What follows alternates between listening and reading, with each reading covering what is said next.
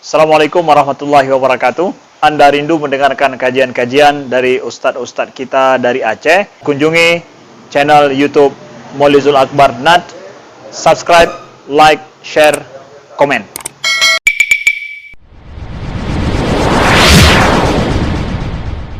Alhamdulillahil qail ya ayyuhalladzina amanu dukhulu fis-silmi kaffah wa la tattabi'u khutuwatis syaitan innahu lakum aduwwun mubin.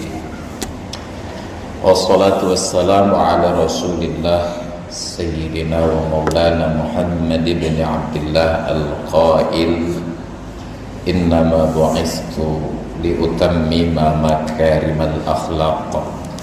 Sadaqallahul azim wa ballagha rasuluhul karim wa nahnu ala dhalika minasy syahidin wa syakirin walhamdulillahi rabbil alamin. Wa ba'du. Hadirin kaum muslimin jamaah Jumat yang dimuliakan Allah, Rasulullah, salah satu kelebihan beliau dibandingkan nabi-nabi yang lain, dalam hadis beliau menyatakan wa utitu faslal khitab, diberikan kepadaku faslal khitab. Di dalam riwayat yang lain jawami'ul kalim, bahasa yang singkat, padat, tetapi mencakup makna seluruhnya. Dan bahagian dari kesempurnaan khitab beliau untuk hal-hal yang sulit dijangkau oleh orang awam, diberikan contoh pada perkara yang terjangkau. Yang makul diubah ke dalam bentuk yang mahsus, bidharbil amsal, memberikan contoh-contoh litaqribil fahmi, agar mudah dipahami. Suatu ketika beliau menyampaikan kepada para sahabat dalam hadis yang diriwayatkan oleh An-Nu'man bin Bashir radhiyallahu anhuma, mathalul qa'imi fi hududillahi wal waqi'i fiha kamathali qaumin istahammu ala safinatin fa asaba ba'duhum a'laha wa ba'duhum asfalaha. Perumpamaan orang-orang yang menjalankan syariat Allah dengan orang yang terjerumus dalam pelanggaran syariat itu seperti sebuah kelompok masyarakat, komunitas, bangsa dan lain sebagainya. Mereka diundi untuk naik ke sebuah kapal. Fa asaba ba'duhum a'laha wa ba'duhum asfalaha. Ada yang undiannya itu menempatkan dia di atas, dan ada yang undian itu menempatkan dia di bawah. Pilihan kata diundi ini bukan asal comot sebagai pengganti dari membeli tiket, karena kehidupan di dunia ini bukan pesanan, tetapi takdir dari Allah Subhanahu wa ta'ala yang wajib kita jalani. Tidak ada pilihan kecuali karena kita diberikan akal oleh Allah menilai baik dan buruk. Bukankah orang-orang hebat sekarang belum tentu terlahir dari orang hebat yang sebelumnya? Dan bukankah orang-orang hebat di masa lalu sekarang juga mewariskan generasi yang rusak-rusak? Fa asaba ba'duhum a'laha wa ba'duhum asfalaha. Kehendak Allah. Tentu saja kapal di masa lalu tidak secanggih sekarang, yang tersedia keran-keran air, dari air dingin sampai air hangat untuk mandi, untuk masak, minum dan lain sebagainya. Dulu perahu-perahu sederhana terbuat dari kayu yang ada lantai atas di atas dek dan lantai bawahnya. Orang-orang yang di atas bebas akses, udara segar, cahaya matahari, air dan lain sebagainya ketika turun hujan. Sedangkan yang di bawah akses mereka terbatas, dibatasi oleh dinding dan lantai, dan di atasnya terdapat atap ataupun dek atasnya. Setiap kali penumpang-penumpang yang di bawah ini ingin mendapatkan air, mereka terpaksa naik ke atas, melangkahi orang-orang yang sedang duduk di atas, penumpang-penumpang kelas atas. Karena merasa praktek tersebut menimbulkan ketidaknyamanan, Maka sambil berjalan orang yang di bawah ini berucap, "Lau anna kharaqna min nasibina syai'an kay la nu'zi man fawqana." Kalaulah kami diizinkan untuk membuat lubang sedikit pada bahagian bawah agar tidak perlu sering naik turun mengganggu orang-orang yang di atas kami. Mereka hanya menyindir saja. Andai kata kami boleh mengorek lubang di bawah, kapanpun perlu air tinggal buka saja sedikit, agar kami tidak sering mengganggu orang-orang yang sedang istirahat di atas, penumpang kelas atas yang sudah bayar tiket mahal. Apa kata Nabi? "Lau tarakuhum wa ma aradu halaku jami'ah."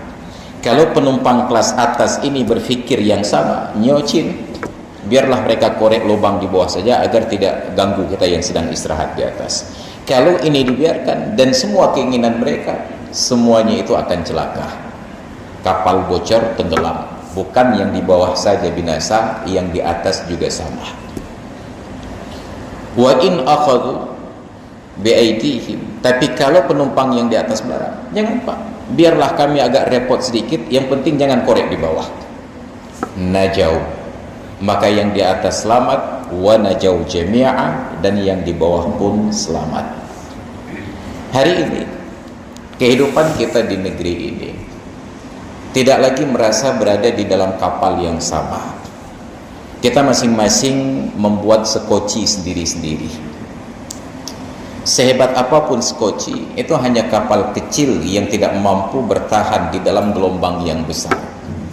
Seburuk apapun kapal yang besar, potensi untuk selamat lebih tinggi daripada sekoci yang kecil ini. Tapi kita adalah generasi yang diajarkan untuk buat sekoci, bukan generasi yang membangun kapal. Maka sekarang kehidupan kita nafsi-nafsi. Kita nggak perlu melihat jauh. Coba kita ingat kembali saat masuk ke masjid ini, bagi yang naik kendaraan, bawa sepeda motor dan mobil.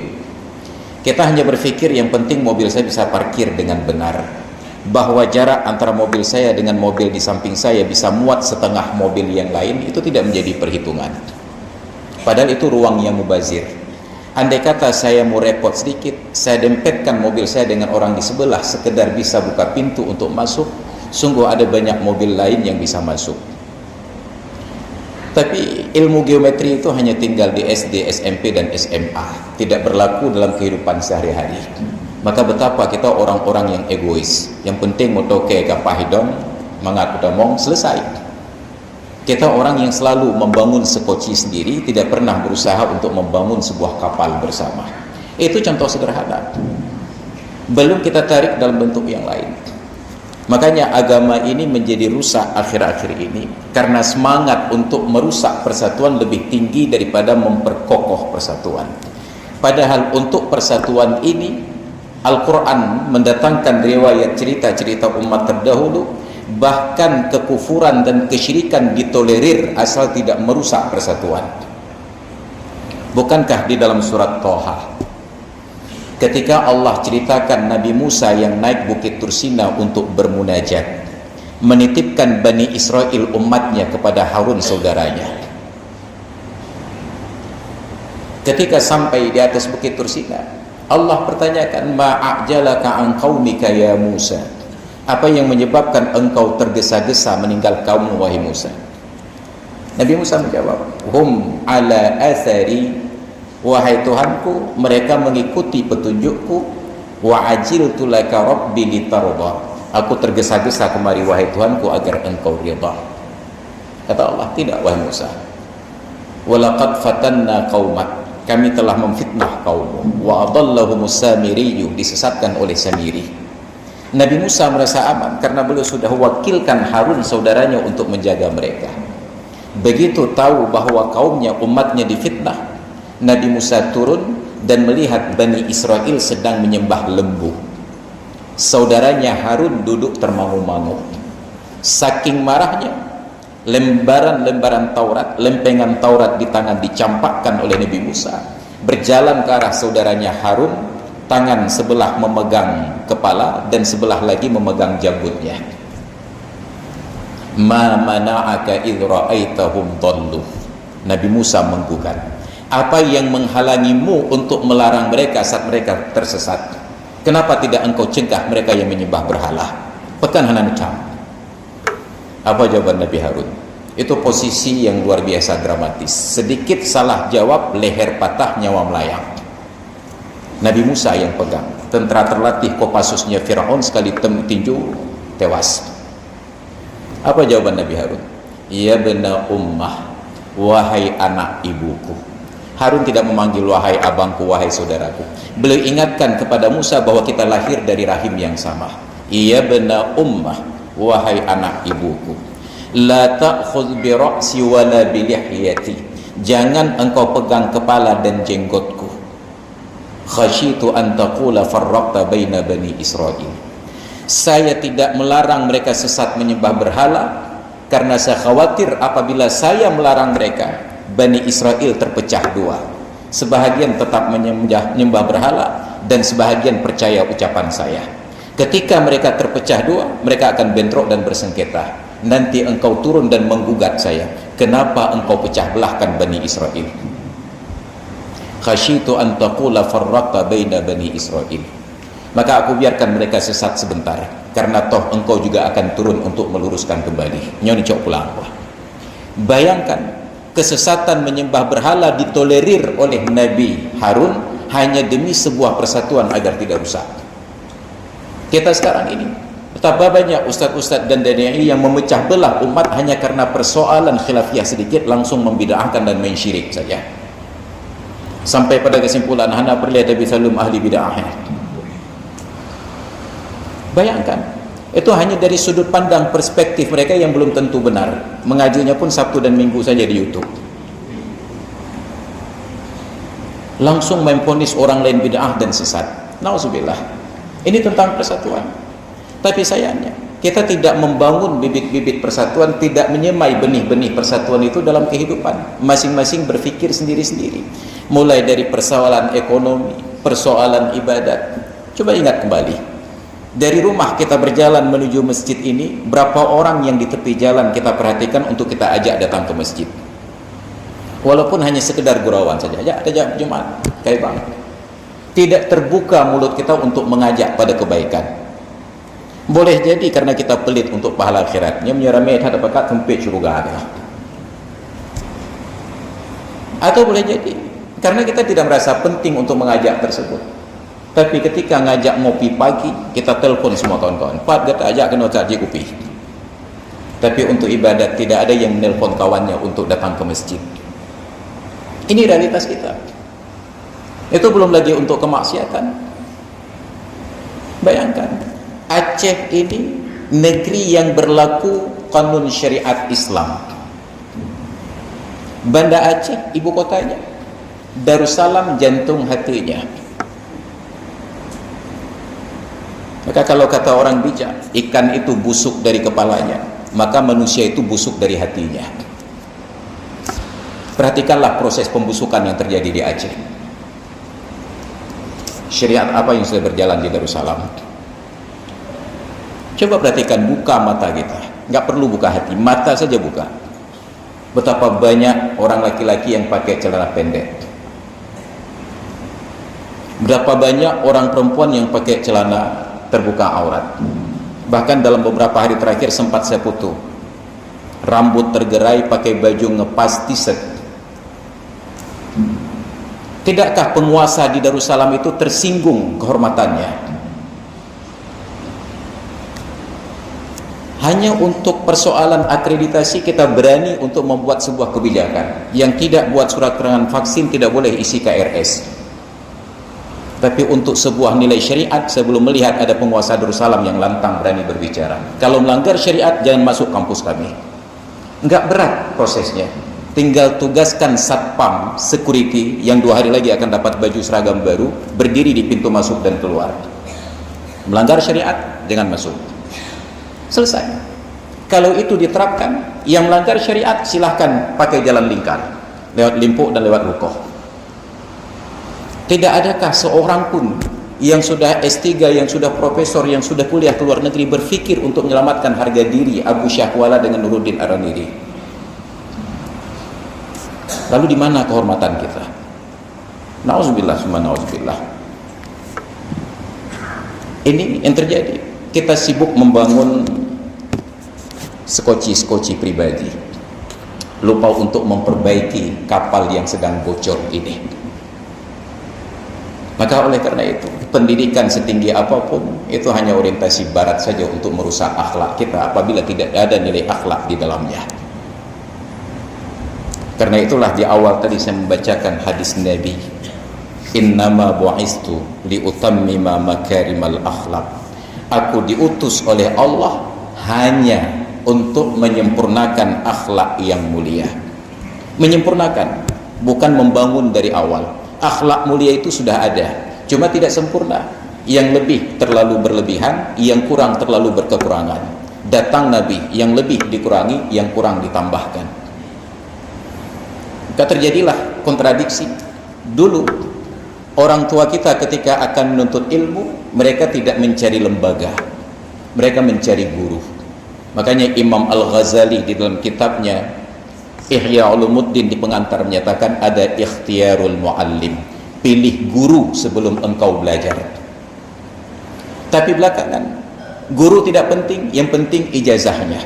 Sealim apapun guru, seikhlas apapun guru, bila tidak mengeluarkan ijazah akan ditinggalkan oleh murid-muridnya. Maka kita tinggalkan guru-guru yang ikhlas ini untuk mencari guru yang mengeluarkan ijazah. Apakah sudah selesai? Ternyata tidak. Sekarang bahkan ijazah pun tidak perlu. Yang kita cari adalah akreditasinya.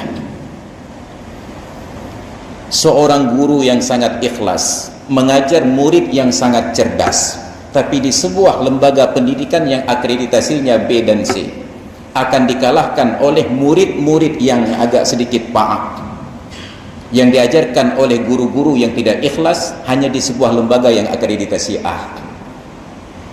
Maka semua berlomba-lomba untuk akreditasi, lupa tentang keikhlasan dan lupa tentang kecerdasan.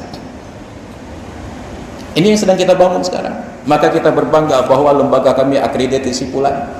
Tapi pertanyaannya, setelah sekian banyak kita lahirkan sarjana ekonomi S1, S2, S3 sampai profesor, perbaikan ekonomi apa yang sudah terjadi pada masyarakat di Aceh? Sedemikian banyak kita lahirkan pakar-pakar kesehatan, mulai dari farmasi sampai kedokteran. Kesehatan apa yang sudah meningkat di Aceh? Saya anggap kita gagal di bidang kesehatan kalau warga Aceh belum mampu membedakan coding pagi itu antara kuning telur dengan putih telur. Bayangkan, orang Aceh masih coding pagi minum telur, tapi yang diminum kuningnya bukan putihnya. Padahal dari kelas 1 SD kita diajarkan protein itu adalah zat putih telur, bukan zat kuning telur. Matruk kenan payah tengku berarti, maka yang dipikir deh. Ini yang terjadi pada kita sekarang. Gagal pada semua dimensi. Tidak terkecuali tengku-tengku dan ustaz. Gagal untuk meyakinkan masyarakat tentang rukun salat. Maka persoalan salat masih menjadi persoalan yang dibicarakan pada hal-hal yang mendasar. Batasan aurat, cara bersuci, kemana arah kiblat. Sudah 76 tahun Indonesia merdeka dan persoalan syariat masih berkutat pada MKDU, mata kuliah dasar umumnya. Inilah yang terjadi. Kenapa? Karena kita tidak pernah fokus pada target dan tujuan sendiri. Kita sibuk dengan memenuhi target orang lain. Orang lain yang buat target, kita yang lompat-lompat. Maka umat Islam selalu, kita saja yang heboh. Masjid Raya Baitur Rahman begitu datang Covid jaga jarak. Kita lupa kemarin hari raya Imlek berdesak-desak. Sampai kena pucap dia. Kenapa tidak ada ketegasan pribadi? Ada ruang-ruang yang harus kita hargai, tapi ada ruang-ruang yang harus menghargai kita. Maka hadirin kaum muslimin yang dirahmati Allah, oleh karena itu, siapapun di antara kita yang mengaku beriman kepada Allah dan mengikuti sunnah Rasulullah, tertuang di dalamnya surat Yusuf ayat 108. Qul hadhihi sabili, katakan olehmu wahai Muhammad, inilah jalanku. Jalan bagaimana? Ad'u ilallahi ala basiratin, aku mengajak kalian kepada Allah atas sebuah keyakinan yang kuat dan pemahaman yang jelas. Siapa saja? Ana wa manittaba'ani, saya dan siapapun yang mengikuti saya. Kita berkewajiban untuk berdakwah ketika menjadi seorang muslim. Tidak boleh pejamkan mata melihat kemaksiatan yang di depan kepala kita. Maka untuk memperbaiki Aceh, perbaiki benda Aceh. Untuk memperbaiki benda Aceh, perbaiki jantung hati rakyat Aceh. Jangan hanya marah saat melihat ada bayi dan janin dibuang di dalam tong sampah, tapi tidak pernah marah ketika melihat ada orang-orang yang ingin menciptakan janin tersebut. Pemerintah kita hanya semangat untuk mengubur orang yang berbuat maksiat yang sudah bersembunyi di dalam kamar hotel. Kita mau nglah hotel grebek, pat babinih jalan ikut dia di atas badan jalan, kita biarkan berpeluk-pelukan mahasiswa dan mahasiswi, kita biarkan. Tapi ketika mereka masuk dalam ruangan tertutup, kita grebek. Syariat tidak. Islam tidak suruh kita grebek dalam ruang tertutup. Islam suruh kita mengantisipasi sebelum mereka masuk dalam ruang yang tertutup. Makanya tentang zina itu, bukan zinanya dilarang, mendekati zina yang dilarang. La taqrabuz zina, jangan kalian dekati zina. Tapi syariat di Aceh silahkan dekati, yang jangan berzina. Yang jangan pun zina sembunyi-sembunyi, terang-terangan tidak mengapa. Maka na'udzubillah summa na'udzubillah. Itulah sebabnya mungkin kita diberikan apresiasi oleh Allah menjadi provinsi yang berturut-turut menjadi juara paling miskin sepulau Sumatera, dan alhamdulillah tahun ini menjadi juara 5 di tingkat Indonesia. Baru terbukti ternyata uang yang banyak tidak menjadikan Anda orang kaya. Kenapa? Karena Anda tidak bertakwa kepada Allah Subhanahu wa taala. Maka hadirin sekalian yang dirahmati Allah, ini adalah PR di depan mata kita. Saya sampaikan provokasi ini untuk menunjukkan kesadaran dan menumbuhkan keinginan kita untuk memperbaiki keadaan, bukan untuk larut menerima dicaci maki setiap hari di atas mimbar Jumat, dan syariat Islam di Aceh menjadi bahan olok-olok di tingkat nasional.